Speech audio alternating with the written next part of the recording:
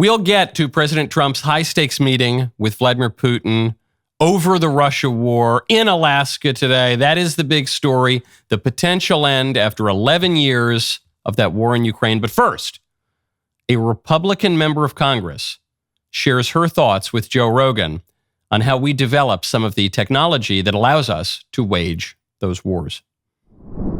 I think that some of the tech that exists, that whatever these things have, these energy things have. Energy things? What do you mean? Well, they call them interdimensional beings. I think that they can actually operate through the time spaces that we currently have. And that's not something that I came up with on my own. That's based on stuff that we've seen. That's based on information that we've been told. And then also, too, I think that there's this historical aspect of, this gets into the deeper theories and concepts of religion and I think the history that we currently know and that kind of spins off into another topic of, you have the modern day Bible, you have this aspect of Bibles or books of the Bible that have been removed that explain and kind of touch on these topics. And I think that we're in a time and age where you have such a vast amount of information that we have access to via social media, via your cell phone, via the internet. And so it's really changing the way that we understand, the origins of life and the spiritual reality that we know. So in case you had trouble following that, the claim from this ostensibly conservative member of Congress is that the U.S. government develops technology by reverse engineering the spaceships of interdimensional extraterrestrial aliens, the existence of which was hidden by the Council of Rome in the year 382, but which has since come to light because now we have cell phones. I'm Michael Knowles. This is The Michael Knowles Show.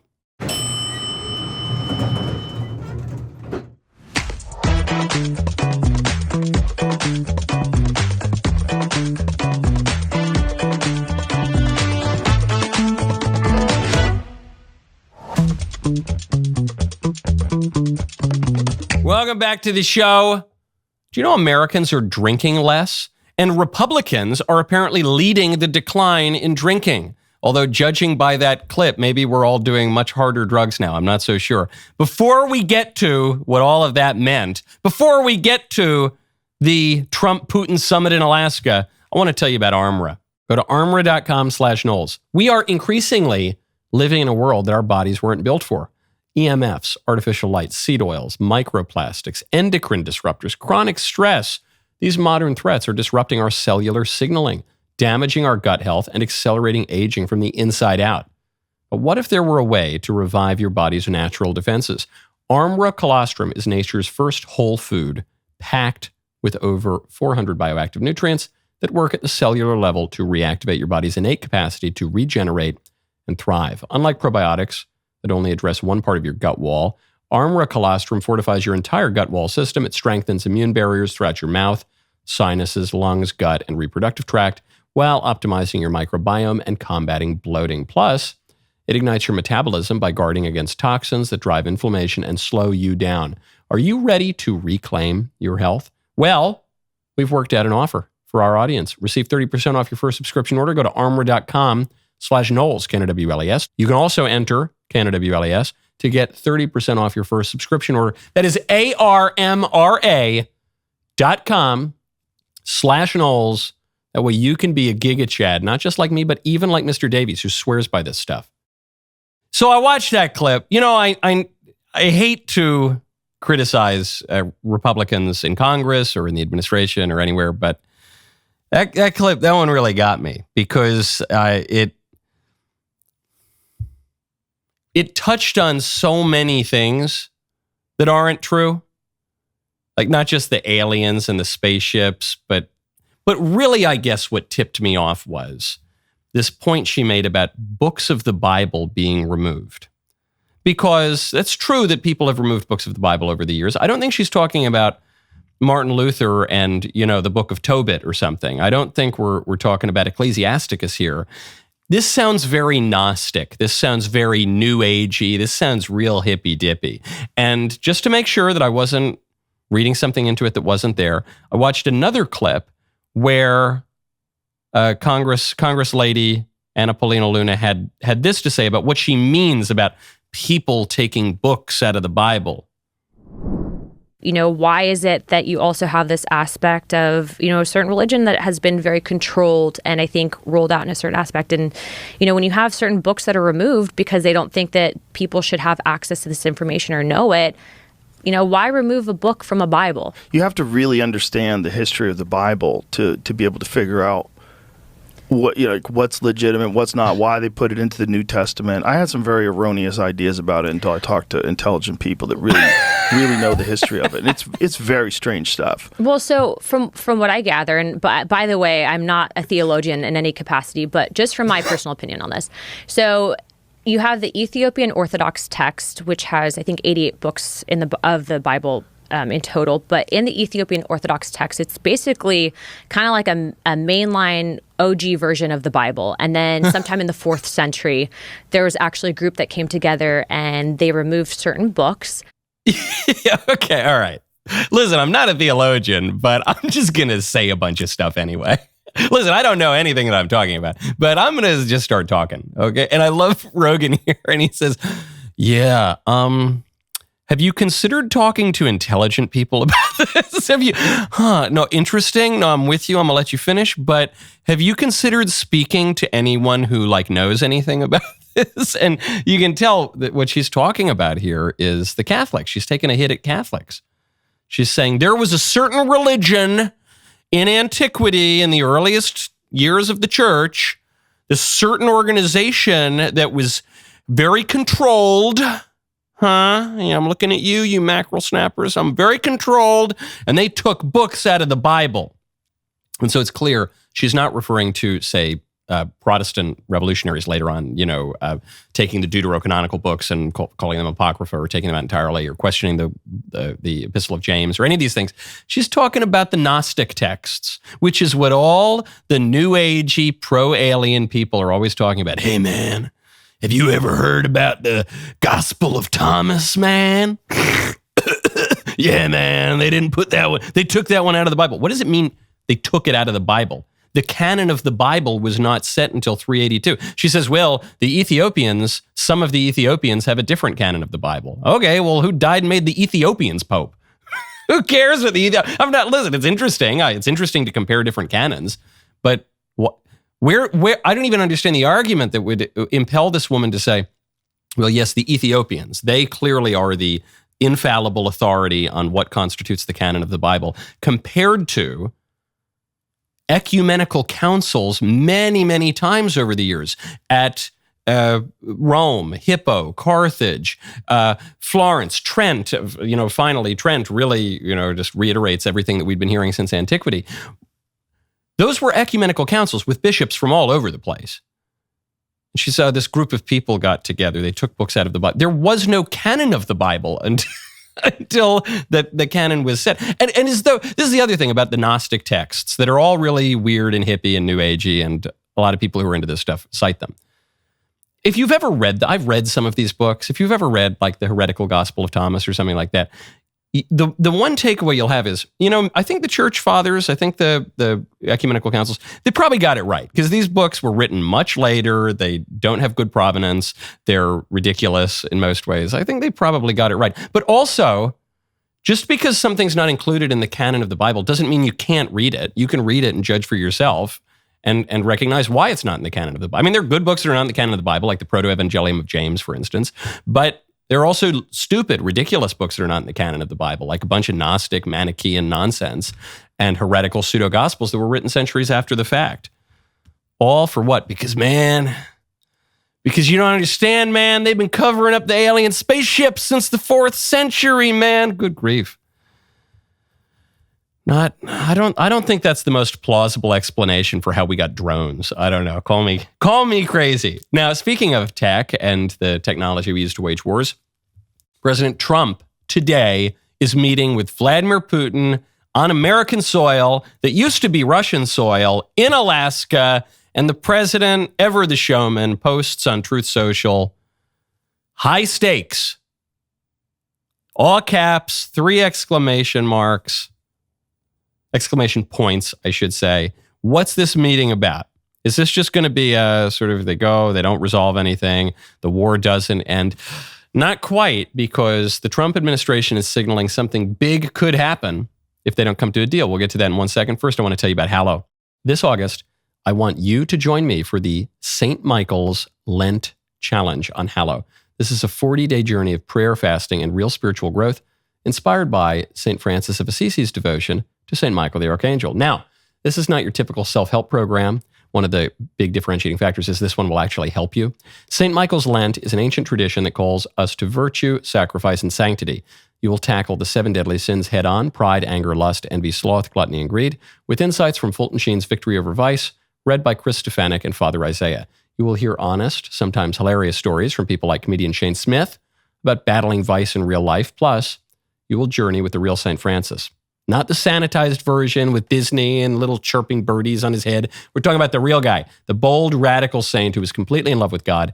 The challenge includes the Litany of St. Michael, gospel reflections, a powerful closing novena, and as we approach Michaelmas on September 29th, this is your chance to armor up spiritually. If you're tired of soft, secular approaches and ready to grow in grace through real spiritual discipline, join St. Michael's Lent. Starts on the Hallow app. Also, you know what else Hallow is sponsoring? The Pope and the Fuhrer, the secret Vatican files of World War II, which you can get only on DailyWire Plus. So head on over right now. Get 3 months of Hallow for free. Hallow.com/Vatican Files. Axios reporting that a senior U.S. official told them, quote, "This is Trump being the most serious he has ever been and the most direct he wants to show the world. Now the onus is on Putin. Agree to a ceasefire or show real movement, or there will be severe repercussions. Putin has to show very positive movement." Trump is signaling that if the meeting goes well, then they'll have a follow-up summit that involves Zelensky. And if it doesn't go well, according to Axios, quote, "We are not going to have a second meeting." So everyone's going to attack Trump, the squishes and the hawks and the libs and the neocons, and everyone's going to attack Trump. He shouldn't be meeting with Putin. He shouldn't meet on U.S. soil. He shouldn't. One observation. Trump is one of the only people in the world who wants to end the war in Ukraine. The Democrats don't want to end the war in Ukraine. The establishment Republicans don't want to end the war in Ukraine. Some don't want to end the war in Ukraine because they are pretending that Ukraine is some liberal democracy utopia, which it obviously is not. Some have better reasons because they say, well, Putin is the aggressor in this war, and we don't want to cede American influence and American hegemony. Some are looking at it more cynically, but understandably from a grand strategic perspective and saying, look, the Russians are bogged down in this war. It's a meat grinder. The cost of that meat grinder is killing a whole generation of Ukrainian men, but the benefit will be that we're going to kill a whole generation of Russian men, and we'll degrade the Russian army. Russia still has a lot of intercontinental ballistic missiles pointed at us. Russia was our chief geopolitical adversary for most of the 20th century. And so seems like a win-win, right? Well, let's keep the war going. The more Russians we can kill, the better. That is the grand strategic argument that is being made implicitly and in some cases explicitly. Trump is one of the only guys saying, we have to stop the bloodshed. This war has gone on long enough. This war's been going on for 11 years. People forget because they only trace it back to the big invasion into Ukraine, which happened after Trump left office, when Biden was in office, because Biden looked weak and essentially invited Putin in. But this doesn't only post-date the first Trump administration, it actually predates it because Putin went into Crimea under Obama. This goes back to 2014. And there's all sorts of U.S. involvement in 2014. There was the Maidan Revolution. The CIA would appear to have had some role, as it does in most geopolitical affairs. So this goes on for a long time. How much longer are we going to let it go on? How many more people are going to die? How long, from a strategic viewpoint, how long are we going to allow this regional war, which is really a proxy war, to continue, thereby raising the risk of a global conflict or even a nuclear conflict? How long are we going to let that go on? The meeting is between Trump and Putin. Trump and Putin are the only two people who can end the war because it's not really a war between Ukraine and Russia. It's a war between the United States and Russia. And the battlefield is Ukraine. And Trump is saying, I want to wind this down. I want to focus on other things. I want to keep our powder dry. I want the bloodshed to stop. When people call him a tyrant and an authoritarian and this and that, Trump is basically the only guy on earth who is not only calling for peace, but actually trying to achieve peace. That is a cause for reflection, whether you're on the Nobel Peace Prize Committee or whether you're just an average Trump critic. Okay, speaking of foreigners on our soil, Gavin Newsom, this was delicious. Gavin Newsom held a rally. It wasn't really a rally. The word rally is overstating it. He got a handful of people into a room, and he wants to run for president, so he's dressed up in his best presidential-looking suit, and he's got his presidential-looking campaign behind him with signs that say, defend democracy. It's not really it's kind of a weak press conference. Anyway, as he is speaking, right as the rally is going on, Trump sends ICE in to arrest illegals who are all around the rally. And right outside, at this exact moment, are dozens and dozens of ICE agents. Donald Trump, you think it's coincidental? No. Donald Trump and his minions, Tom Homan, tough guy, clearly decided, coincidentally or not, that this was a location to advance ICE arrests. Border Patrol agents are making arrests, illegal immigrants. I don't know if they were at this press conference, if they were in the area, but this is a very, as John put it when we first saw this video, a very in-your-face way. Yeah, it is in your face, and the optics are brilliant. The optics are brilliant here. If I were Newsom, I would not have called attention to this. One, because ICE is popular, the mass migrations are popular, it won the popular vote in November. But two, the implication is that the Democrat constituency is foreigners. It's illegal aliens. It's foreign criminals. That's the insinuation. Because Newsom can whine and complain and say, you think the timing's coincidental? Tom Homan, tough guy. Yeah, he is a tough guy. He looks tougher than you. I wouldn't point that out. That's not, you got to keep your mouth shut on some of these things. That doesn't look good. But he keeps yapping and he says, he sent the ICE agents in and they're arresting illegals outside. Why were they able to do that? How were they able to do that? They were able to do that because your state is teeming with illegal aliens. Tom Homan could send a team in to basically any part of California at any hour of the day, any day of the week, and he would round up a lot of illegals because you let him in and you continue to support them there. And you do so cynically because you think it's going to give you an electoral permanent majority. And the American people hate that. This was shooting fish in a barrel. And the fact that they could do this shows how terrible your leadership is, and it shows how weak your constituency is. This is a horrible look for Newsom. Just keep your mouth shut, man. If they're arresting the illegals all around you, don't call attention to it. Unless Newsom's going to lean into being the far-left candidate that he was earlier in his career. The guy who was officiating gay marriages when it was illegal in San Francisco. That was the first part of his career.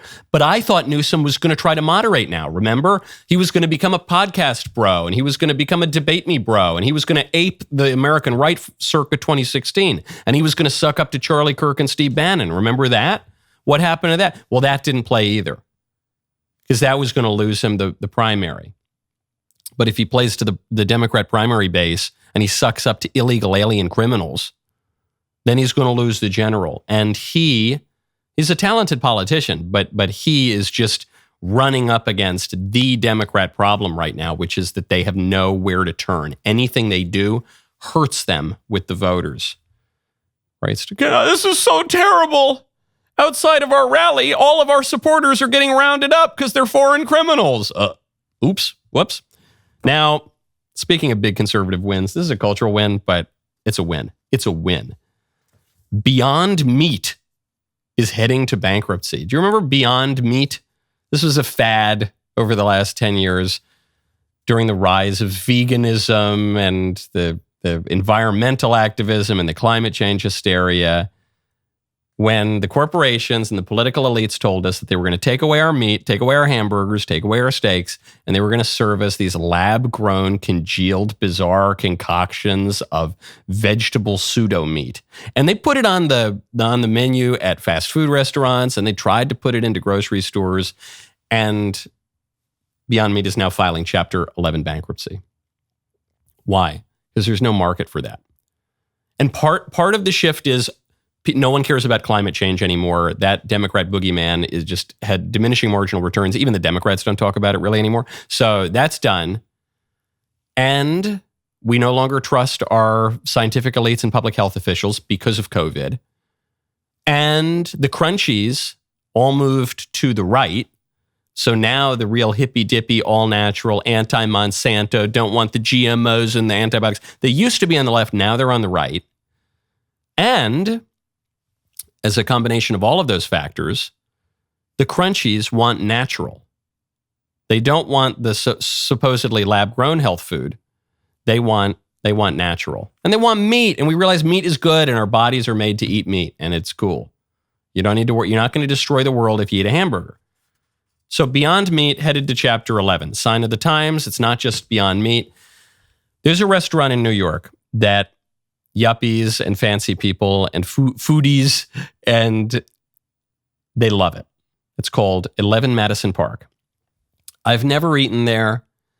The $500 tasting menus are not my things. I like good stuff. I'm a simple man. I'm easily satisfied by the very best of everything. But I'm a little more trad in my tastes. If I'm in New York going to a restaurant, I want to go to a really good steakhouse or something. I don't want to go to one of these fancy things where you get 15 plates and it's got a little bit of sea foam on a sprig of arugula next to a dollop of salt water from the Himalayas. That's not my thing. But 11 Madison Park is one of those places. A lot of people love it.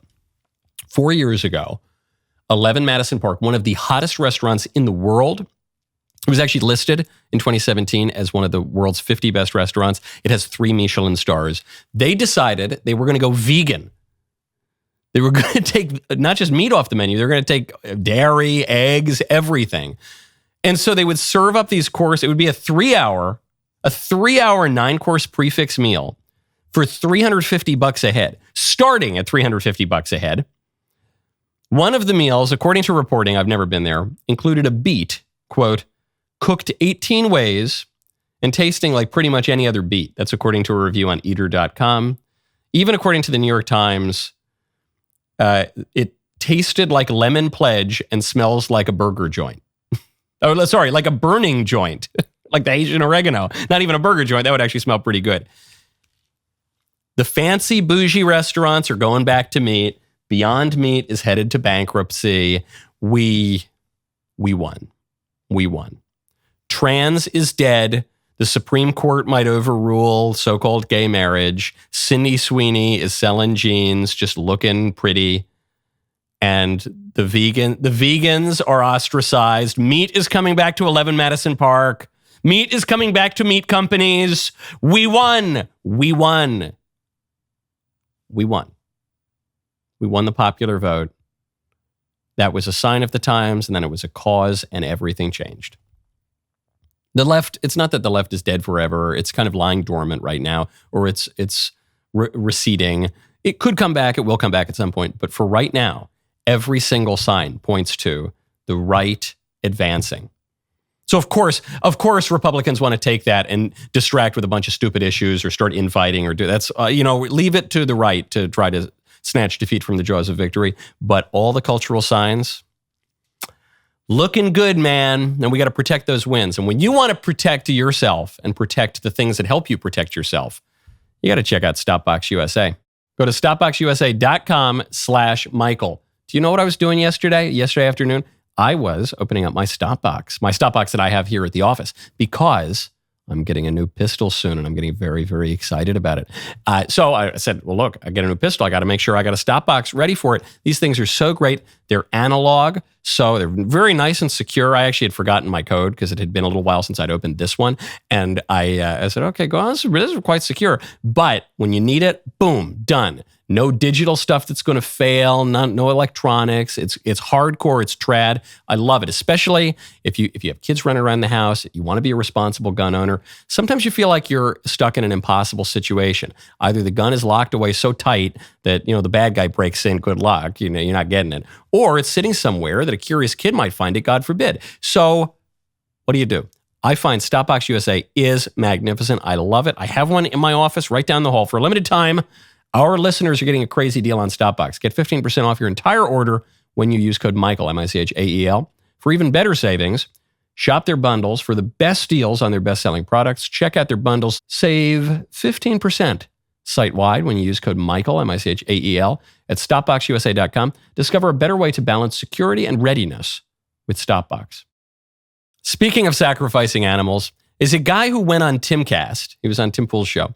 His name is Adam King, and he was bragging, or excitedly relating, I suppose, the fact that apparently Israelis have sacrificed a red heifer for the first time in millennia, and this could inaugurate the period where they are able to build the third temple in Jerusalem. It's a little confusing. I'll let him relate it. There was an announcement that they were going to do a practice run of the red heifer. And prior to this, the media outrage that the Jews were going to go do this red heifer, you had like these lunatics like Stu Peters and others who were saying, this is going to usher in the Antichrist, blah, blah, blah. And it was like a real big media balagan. It was really a bad twist. So they said that and also the government wasn't going to let them. So what they did was they said, we're just going to do a practice one with one of the 5 disqualified cows. The government said, okay, whatever. They ended up going out, doing a real cow. We can't build the temple until this happened. And now that this happened, the Messiah can come build the third temple. Okay, so that's the claim. I don't know if any of that is true. I don't know if the cow that they allegedly sacrificed had a couple of black hairs on it, disqualifying it. I don't know. What I do know, though, is if they build the third temple, they should be very, very careful. Now, I'm a Christian, so I think we have the third temple. I think the third temple is the resurrected Christ. And so things are going to play out in history. History is set in many ways. We still have freedom, and we can cooperate with God's grace or reject God's grace. But the beginning, the turning point of history, and the end of history, we already know. We know the broad strokes of the story. And so, I don't really worry about this stuff. Some people sweat. They stay up all night. Oh, no, is it the end times? I don't know. I guess some generation's going to live in the end times. Maybe not. Whatever. Oh, no, what happens if the Antichrist comes? Well, he's going to come at some point, and I just want, but my Savior lives, so I'm not, it's going to be what it's going to be, and I think the story has a happy ending. Oh, no, why are they sacrificing? I don't know. They'll all convert in the end. Look, it has a happy ending. There's a lot of trouble in the middle of it, but I don't sweat these kinds of things, right? I just, we have faith, we have hope, we have charity. That's very exciting. However, if one does wish to build a third physical temple, just a word of warning from antiquity, they have tried it before and it did not work out very well. Are you familiar with Julian the Apostate? Emperor Julian the Apostate, he was not Christian. He was an apostate. He wasn't Christian. He was promoting paganism, and he decided it'd be a nice thing to rebuild the temple. So there was the first temple. The first temple was destroyed by the Babylonians in 586 BC. Then there was the second temple. Second temple was destroyed by the Romans in AD 70, very, very shortly after the resurrection and during the Apostolic Age. Then 363 AD, Julian the Apostate decides that he's going to rebuild the temple in Jerusalem. And according to multiple historical accounts, some Christian, some pagan, when they tried to build the temple, fireballs shot out of the earth. A lot of people have never heard this. I'm not even quoting a Christian source here. This is Ammianus Marcellinus, a pagan source. It says, Julian thought to rebuild at an extravagant expense the proud temple once at Jerusalem and committed this task to Alypius of Antioch. Alypius set vigorously to work and was seconded by the governor of the province when fearful balls of fire breaking out near the foundations continued their attacks till the workmen, after repeated scorchings, could approach no more, and he gave up the attempt. So anyway, history is going to play out as it is, and our Lord has finally tuned the cosmos to his purposes and can turn good out of even the bad that we do in our free will. And so, again, don't you just stick close to Christ, pray, avail yourself of the sacraments, and it's okay. Pray, hope, and don't worry, like Padre Pio says. But for any of the workmen who are getting into building the third temple and everything, watch out. I would take a dip in some cold water before you do that. Things could get kind of hot. All right, speaking of moral habits, surprising study out. Americans are drinking less. I'm trying to make up the difference for them. No, I'm joking. Even after my third kid, I rarely drink now. Republicans are leading the decline. Americans are drinking less. That doesn't totally surprise me. There are all sorts of factors in here. First of all, marijuana is becoming much more prominent. So some people are just switching their preferred intoxicants. And we're in this kind of health moment where we're all eating sort of, natural, non-GMO, all that stuff. I don't think that totally explains it. And what's really weird is that Republicans are leading the decline. The share of U.S. adults, according to the Financial Times, who drink anything ever, fell to 54%. That's the lowest level since 1939, since Gallup began asking the question. Only 54% of U.S. adults drink ever. Just 46% of Republicans reported drinking this year. That's a decline of almost a third over the last 2 years.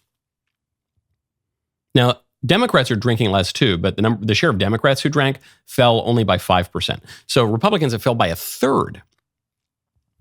Less than half of Republican adults have had a drink at all this year. So some are saying, well, it's because they're smoking pot more. Maybe that's probably more the Democrats, but a little bit the Republicans. Okay, maybe. Some say it's the economy. The economy is actually relatively pretty good, though. I mean, there's economic pinching and stuff, but I don't think that explains it. I'll tell you why. It's actually a very simple answer as to why people are drinking a lot less, and Republicans especially are drinking a lot less. It's because Trump doesn't drink. That's actually why. It's not that everything is about Trump, but human beings follow the leader. We're mimetic creatures, and we follow the leader. And when the leader, especially a really prominent, charismatic one who is considered an historic figure, at least an American historic figure, maybe a world historic figure, when he does stuff, we just copy it. We follow the leader. We dress like the leader. We talk like the leader. That's just how humans work. That fact has nothing to do with Trump. Trump just happens to be the leader. When JFK was president, JFK, a less charismatic leader than Trump by a long shot, when he became president, people stopped wearing hats. Men used to wear hats. JFK decided to swap the hats for sunglasses. Immediately, you saw a massive drop-off in the number of men wearing hats. King Edward VII, do you remember him? King Edward VII. Not Edward VIII, not the one who was sympathetic to Hitler. Hitler, who you can learn about in The Pope and the Fuhrer, The Secret Vatican Files of World War II, which is available now exclusively on DailyWire Plus. Join, watch it, great 4-part series. Anyway, that's a digression. Edward VII got kind of fat, and he looked weird in his jackets and his waistcoats, his vests, so he started unbuttoning the bottom button. That started a trend that persists to this day. Today, if a man buttons the bottom button of his jacket, he looks like a total schlub, like a joker who broke into his grandpa's closet and doesn't know how to dress. That remains the universal rule. That just began because Edward VII was kind of fat. We follow the leader. That's what it is. And that is an important lesson about not just about politics, but about human nature. Yeah, if the next president is a booze hound, you're going to see those numbers jump up through the roof again. If the next president is a pothead or I don't know, whatever his vices, whatever his virtues, we're going to see that emulated throughout society, which is why it is important, pace, liberals, ideologues, libertarians, it's why it's important to elect our leaders and elevate people in our culture in a holistic way. It's why we have to be very serious. It's why we have to consider the intangibles. It's why electing the president isn't all just about policy. It isn't all just about regulations. It isn't all just about ideology. It's about the man. It's about the leader. It's about the spirited part of the government. It's about the thumos. It's about the ethos. It's about the credibility. Because There are downstream effects of leaders in all of human society, whether we're talking about a single family household or whether we're talking about an entire nation. There are these downstream effects that transform a country in profound ways and in ways that often people miss and can't even articulate. It's summer's last stand. Days are getting shorter. Grills are going cold. And coffee shops are trying to seasonally gaslight you with pumpkin spice, which means not everything's bad. Some things are improving. Be first in line for everything coming to DailyWire Plus before the fall chaos hits. Start with my series, The Pope and the Fuhrer, The Secret Vatican Files of World War II.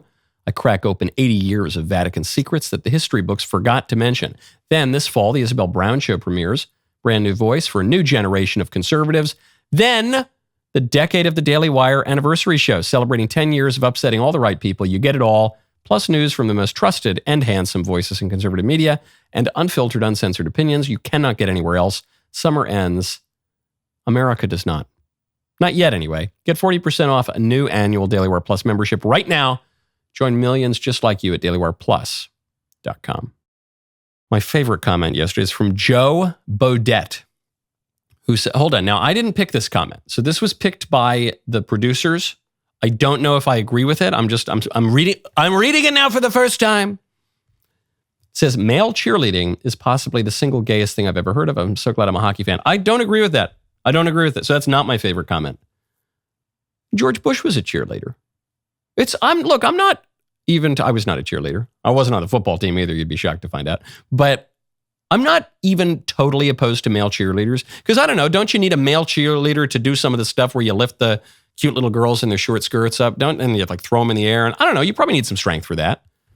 The issue with the male cheerleaders on the NFL teams that they're adding is, one, they are replacing female cheerleaders. That's bad. That is kind of gay. And two, they're really effeminate.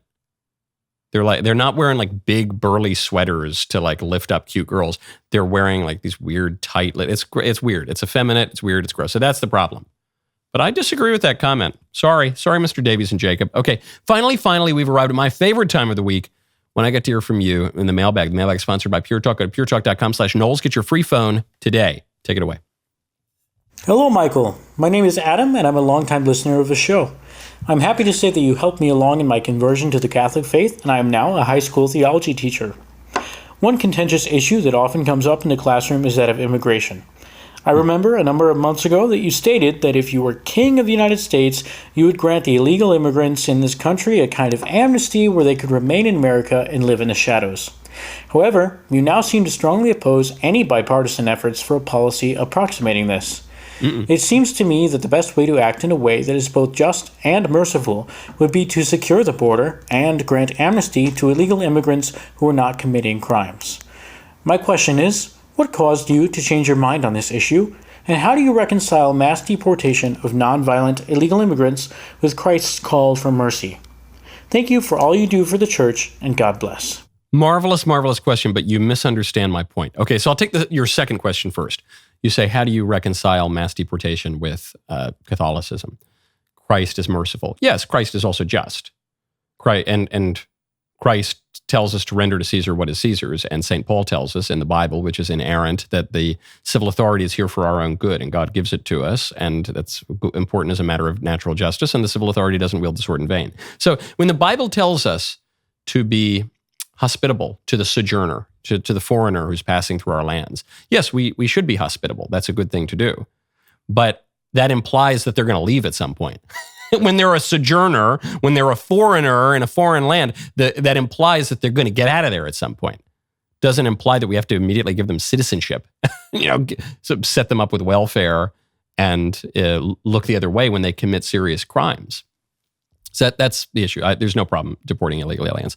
Now, I have said that if you can't get the mass deportations, actually one way the mass deportations are working is through self-deportation. You had the Center for Immigration Studies study that just came out based on the Bureau of Labor Statistics numbers that showed that over 2 million foreigners have left the country since January, and 1.6 million of them are illegal aliens. 1.6 million, that's 10% of a conservative estimate, high-end conservative estimate of the number of illegals in the country. So you actually are getting a decent amount of mass deportations, mostly through self-deportation. But I did say, I said, look, if you can't actually get rid of all of them, and if most people don't want to, and if it's a political impossibility, there is an option. Let them live in the shadows. That is totally different from what you're conflating that with, which is you said, so why do you oppose a bipartisan amnesty plan where you secure the border and give amnesty? We can't give amnesty. Amnesty is a path to citizenship. Amnesty is opening the border because you're creating such a massive incentive for people to continue to cross. I said, if political necessities require it, that I would be okay with them living in the shadows, not having legal status, being at risk of deportation, having to behave. When they commit crimes, they immediately get deported and go to Nayib Bukele's Candyland down there in El Salvador. That would be a middle ground. The libs don't want that, though. They need to give them amnesty, to eventually give them citizenship, to at least allow their children to have birthright citizenship, because they believe, with some reason, that will give them a permanent electoral majority. We cannot allow that. Okay, next question. Hi, Michael. Thanks for taking my question. So I was blessed to have been born into a fourth-generation Christian home, but despite the biblical foundation, I realized after I got married how manipulative my mother is. She would advise me to actively undermine my husband's authority. Oof. Thankfully, I ignored the advice, but now my husband and I have a beautiful 1-year-old, and my mom is undermining our authority in front of her. I've confronted her about this, but she says she never undermines her children, but I have multiple examples of her undermining me and my siblings. What do I do? Thanks. What do you mean by undermine authority? Do you mean like a passing comment? You say one thing and the mother-in-law says, "Oh, come on, dear, give it a, come on, you don't mean that," or whatever. Or do you mean like, "Okay, Sally, you can't have any candy," and then grandma gives her candy? Or do you mean like, "Okay, Sally, we believe in one God, the Father Almighty, maker of heaven and earth," and then, your mother-in-law or your mother says, "No, we're Buddhists," or something? No, because I don't know. Those are different degrees of undermining authority. But in any case, you need to draw those boundaries. You have to do it in charity with reverence for your mother. I wouldn't just cut her out entirely. I wouldn't tell her she can't see her grandkids. I wouldn't quite go that far. But I would say, hey, it's very important. We keep it pretty trad around here. Okay, it's in the tiny things that the rot begins, and we have an orderly household, and we're going to maintain an orderly household. And kids are sponges, and they soak up everything. And so, if you're not willing to behave in the appropriate way in the house, we're going to have to put some guardrails on that. And, maybe the kid's not going to go spend the weekend with grandma. And maybe they're going to have to be some consequences. Maybe, if you keep undermining the parents' authority, maybe we're gonna have to maybe visit once a week, not 3 times a week, once a month. Not you have to draw those lines. You have to do it with love. You have to do it with great respect for your mother. You have to do it with all these things that you're commanded to do. But to quote the head butler on the first season of The Crown, it's in the little things that the rot begins, and you have to draw a firm line. The household is not a democracy. It's not even like a modern American democracy where foreigners come in and they get a vote all of a sudden. It's a monarchy. And there's a pater familias, your husband, and you are, have a role in running this household. And, to use the modern political line, cuius regio, eius religio, whose reign, his religion. It's you have a lot of authority here. And your religion happens to be one that is, I guess, ostensibly shared by your mother. So she should agree. And if she's not doing that, you just have to gently insist upon boundaries. Okay, next question. Hey, Michael. As a practicing Orthodox Jew, I find it quite difficult to hear you praise the likes of King Ferdinand and Queen Isabella and the Crusaders. May their memories be blotted out.